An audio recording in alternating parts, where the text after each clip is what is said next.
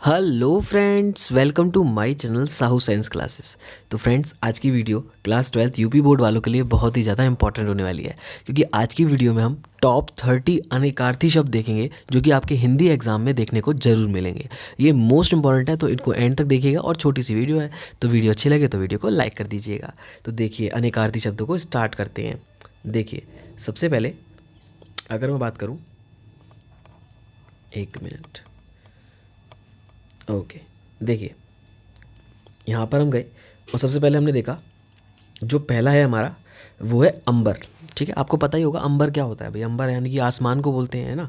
तो देखो, अंबर का होता है, देखो वस्त्र भी होता है और आकाश भी होता है। ठीक है, वस्त्र भी होता है और आकाश भी होता है। तो देखिए, 2014, 16, 18, 19, 20, 22, मतलब कितनी बार लगातार आया है।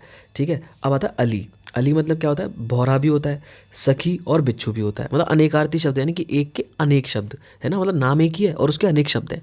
ठीक है, अर्क। अर्क मतलब होता है सूर्य भी होता है और मदार भी होता है। ठीक है, और ये देखो कितनी बार आया अर्क, देखो कितनी बार आया है। 15, 19, 20, 22 और 23 लगातार आया है। ठीक है, और 24 में भी आ सकता है। अब देखिए अक्षत। अक्षत मतलब होता है चावल का दाना या अखंड।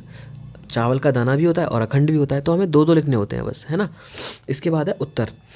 उत्तर में आएगा जवाब और भविष्य। उत्तर मतलब किसी चीज़ का जवाब होता है और उत्तर मतलब भविष्य भी होता है। नेक्स्ट होता है कर।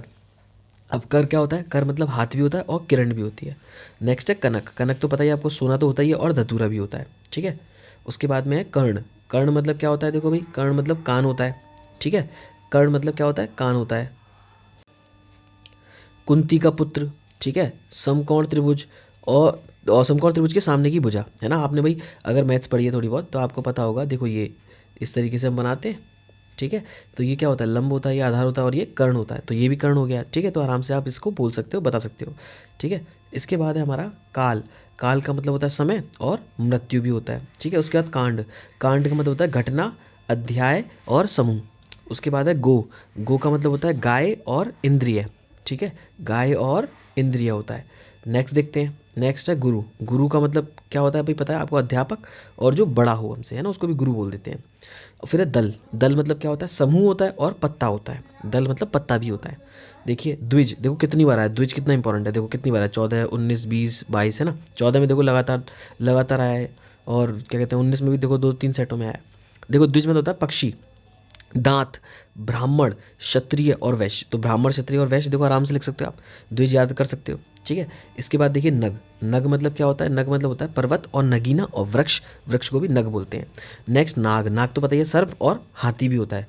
उसके बाद में पत्र। पत्र मतलब पत्ता और चिट्ठी। पत्र मतलब पत्ता और चिट्ठी।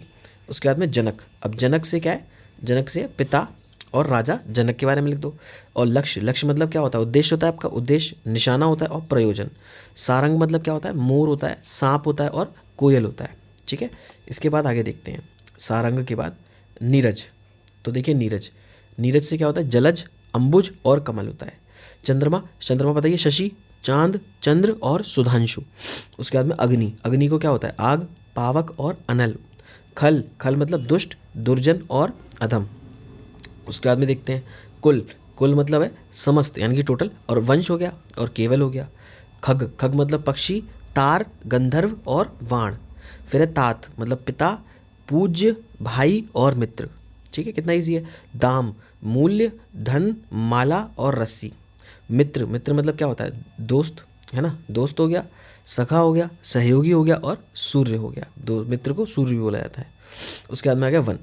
देखो, वन का मतलब हो गया जंगल हो गया, किरण हो गया, वाटिका हो गया और मकान हो गया। गरल। गरल मतलब विष, बिच्छू और सांप हो गया। अब आता है गिरधर। तो गिरधर मतलब क्या होता है, गोवर्धन पर्वत धारण करने वाले कृष्ण। गोवर्धन मतलब इनको धारण करने वाले अलग से, और कौमा कृष्ण भी बोल सकते हैं। तो ये बहुत ईजी है। तनिया पुत्री और पिंडवन नाम की लता। ठीक है, तो ये हमने देखा, ये मोस्ट इंपॉर्टेंट। देखो मित्र कितनी बार आ चुका है, देखो मित्र, है ना, लगातार आया मित्र। तो मित्र तो आपको याद ही होना चाहिए, पक्का आएगा ये तो। ठीक है, तो देखो इतने हमने ये most important topics, most important हमने क्या बोलते हैं, अनेकार्थी शब्द करे। अगर आपको वीडियो अच्छी लगी हो तो वीडियो को लाइक करिएगा और चैनल को सब्सक्राइब कीजिएगा। 2 मार्क्स आपके पक्के हो जाएंगे। ठीक है, और मैं और वीडियो डालूंगा अनेकार्थी शब्द की, तो उसको भी देख लीजिएगा, उसमें भी इंपॉर्टेंट इंपॉर्टेंट करा दूंगा मैं। ठीक है, और चैनल पर बने रहिएगा। मिलते हैं बहुत जल्द नेक्स्ट वीडियो में, तब तक के लिए गुड बाय गाइज।